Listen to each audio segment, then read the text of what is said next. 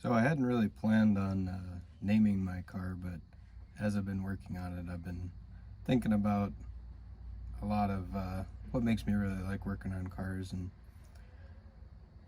I remember back to the first car I worked on was a little Isuzu Hombre, basically an S10. It was a 97, and it was the first car I ever fully rebuilt. And I didn't know what the heck I was doing. I mean, there's still a lot of things I don't know what the heck I'm doing, but I do it anyways. And I had this neighbor that he'd see me out there working on it all the time, and eventually we kind of became friends. And every time he'd come over, he'd say, "What's going on, baby girl?" And as I've been working on this car, I kept remembering that, and just, like, remembering back to that first vehicle I ever rebuilt. And every time I go out and look at my car, I've been going, "Ooh, baby." And then it started like actually saying, "Oh, baby girl."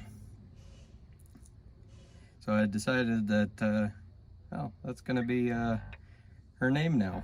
So this is baby girl. So we're gonna make her a name tag. Put that on the rear end.